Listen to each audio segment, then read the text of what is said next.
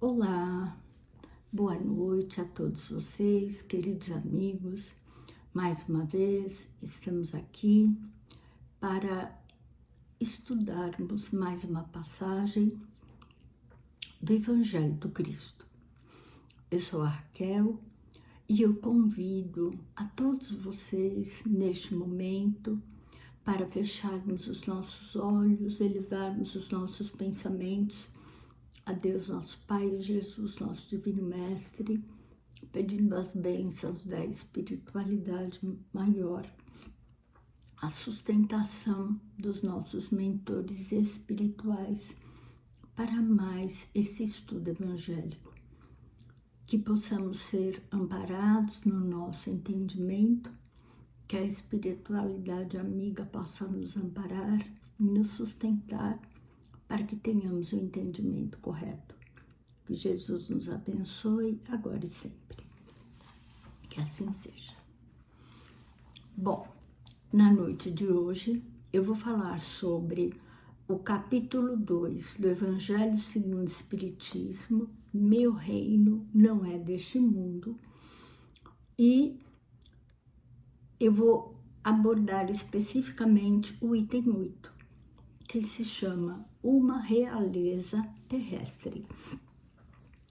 Neste capítulo, quando Jesus fala sobre a questão do reino, ele deixava claro que o seu reino não era aqui na terra, era o reino do Espírito. E nessa lição, essa rainha que se manifesta, ela se denomina Rainha de França, ela não coloca o seu nome. E essa mensagem é de 1863, num local chamado Le Havre, na França. Essa rainha, ela coloca o seguinte, que ela nunca entendeu a lição. O meu reino não é deste mundo. Ela só veio a entender quando desencarnou. Foi rainha na terra, foi servida, e quando desencarnou, se surpreendeu desde o momento em que ela despertou na espiritualidade, que ela percebeu que ela já não tinha mais as regalias de rainha, ela não era mais servida, não existiam pessoas para tratá-la com reverência, com todos aqueles cuidados que são destinados aos reis e rainhas materiais na terra. E aí ela fala desse vazio que ela sentiu e da surpresa também, que quando ela chegou na espiritualidade, ela se deparou com pessoas simples, pessoas humildes, pessoas que ela sempre desprezou, que ela achava que não eram importantes, e essas pessoas estavam em condições superiores a ela, né? Aí ela fala, que humilhação, quando em vez de ser recebida aqui no mundo espiritual, qual soberana, vi acima de mim, mas muito acima, homens que eu julgava insignificantes e aos quais desprezava por não terem sangue nobre. Oh, só então compreendi a esterilidade das honras e grandezas que se buscam com tanta avidez na terra. E aí ela coloca que na espiritualidade, para se conquistar um lugar nesse reino a que Jesus se refere, que é o reino do Espírito. São necessárias a abnegação, a humildade, a caridade em toda a sua celeste prática, a benevolência, o amor para com todos. Aí ela também acrescenta que ninguém vai perguntar quem fostes, que posição ocupastes, mas o bem que fizeste, as lágrimas que secaste. Então, ela coloca, né, de uma maneira bem direta, toda a decepção que ela passou, pois não é que ela tenha sido uma pessoa má, não é isso. É que os valores eram diferentes, as prioridades que ela dava eram diferentes, os valores que ela priorizava eram outros. Eram os valores da matéria, era a nobreza terrestre.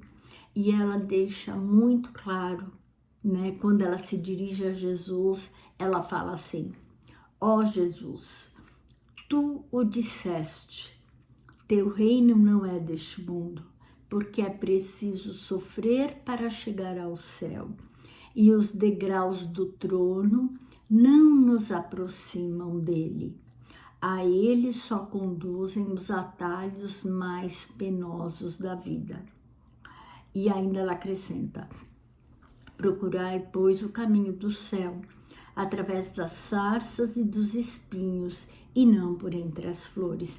Então, ela coloca de uma maneira que nos dá a entender que só o sofrimento nos leva ao reino de Deus. Mas não é bem assim. É que ela está desesperada, desiludida, ela não teve um entendimento claro, ela só foi entender os ensinos de Jesus do outro lado, quando ela se defrontou com a vida espiritual e ela viu que os valores, que todos os títulos, que tudo aquilo que ela conhecia no mundo espiritual não tem valor nenhum. Nós estamos, sim, sujeitos à dor, à provação, a dor é nossa mestra, porém, nós, com o entendimento que nós temos do Evangelho, nós que conhecemos os ensinos de Jesus, sofrer é uma opção, porque sofrer é uma forma de desespero, é uma forma que muitas vezes nós acabamos nos entregando a ela devido à nossa falta de fé, devido ao nosso desespero. Porém, quem tem fé, quem conhece o Evangelho de Jesus, quem sabe da lei de causa e efeito, quem sabe que nós não somos injustiçados, que tudo aquilo que passamos é um exercício para o nosso crescimento espiritual, para a nossa aprendizagem. Nós não devemos nos desesperar com o sofrimento. Passar pela dor, sim, pois ela é mestra, porém com entendimento, com calma, acreditando que ela é passageira, que existe uma luz no fim do túnel, que a nossa dor, a nossa provação, o nosso momento de dificuldade é como se fosse uma prova. Ele é passageiro, ele vem para nos ensinar, vem para nos testar, para ver se nós aprendemos a lição. Então, sofrer é uma escolha.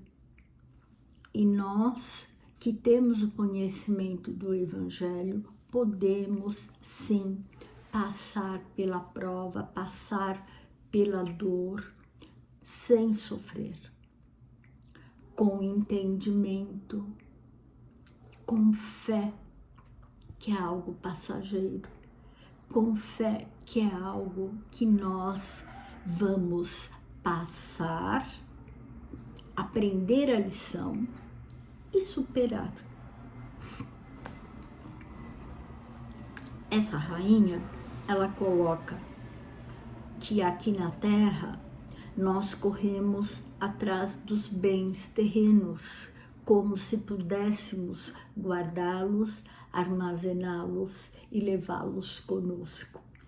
E que isso é uma ilusão, porque a gente não leva nada.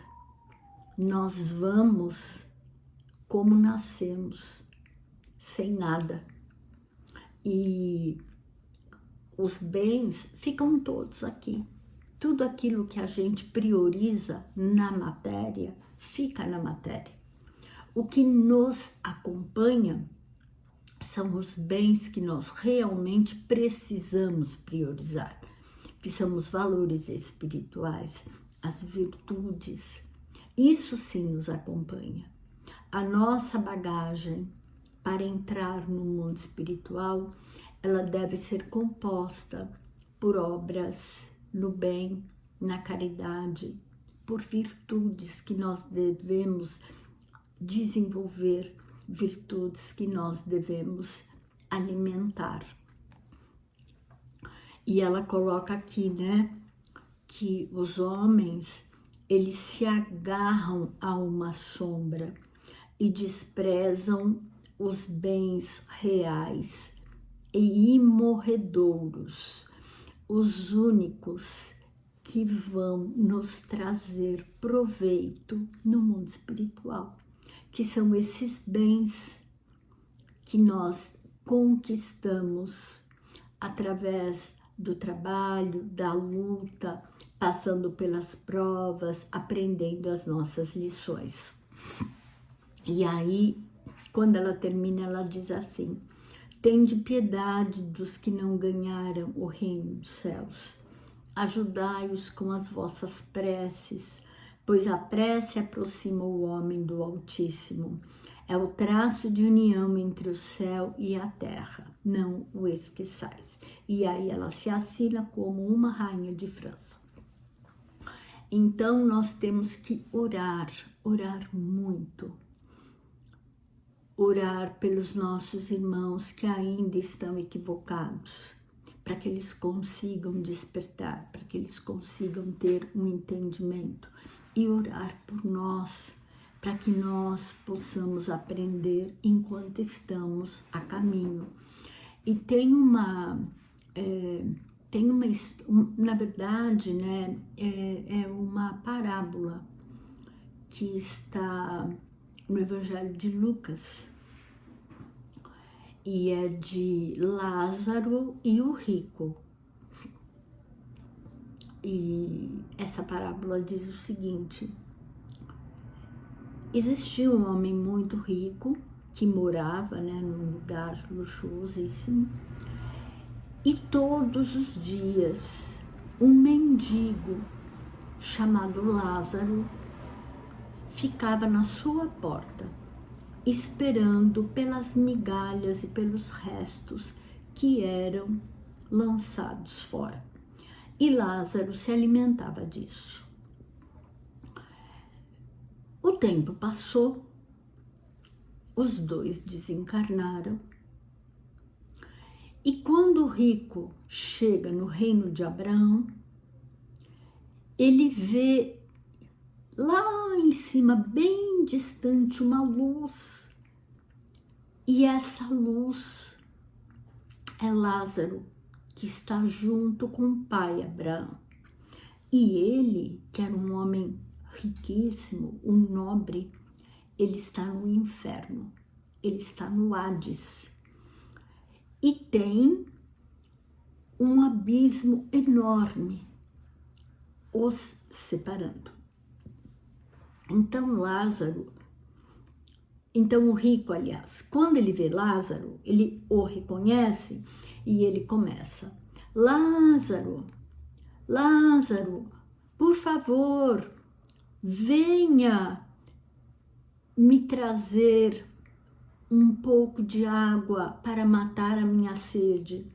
Pai Abraão, por favor, permita que Lázaro passe o seu dedo molhado na minha boca para matar a minha sede. E pai Abraão fala que não tem como, pois existe um abismo muito grande os separando. Aí o rico, desesperado, ele fala: pai Abraão, por favor, então peça que Lázaro desça novamente à terra e que ele avise os meus familiares que lá estão, para que eles não errem como eu errei, para que eles não sofram, não padeçam o que eu estou padecendo aqui no inferno. E pai Abraão fala: não, isso é impossível. Os seus irmãos, eles têm Moisés, eles têm a lei de Moisés. E se eles não a executam, se eles não a entendem, mesmo que descesse uma alma do céu, eles não a aceitariam, eles não acreditariam. Então, essa parábola de Lázaro e o homem rico vai de encontro a essa história da realeza, da rainha de França. Porque o rico, ele não era um homem mau, porém, ele não era generoso. Então, tudo aquilo que ele passou foi pela sua falta de amor, pela sua falta de caridade, por não ver o Lázaro como um irmão, por não fazer nada por Lázaro, que todos os dias estava na sua porta, cheio de pústulas, de feridas, se alimentando dos seus restos. Então, meus irmãos, é isso que nós devemos entender, que as coisas materiais, elas existem para nos servir enquanto estamos na matéria, mas somente os valores espirituais é que nos servirão no mundo espiritual. Então, compete a nós, com o conhecimento que nós temos hoje em dia. Hoje em dia, nós temos acesso às lições do Cristo. Nós temos acesso a tudo aquilo que o Cristo nos deixou. Nós temos que vivenciar isso, mudar o nosso comportamento, mudar a nossa postura. Quantos Lázaros passam pela nossa vida?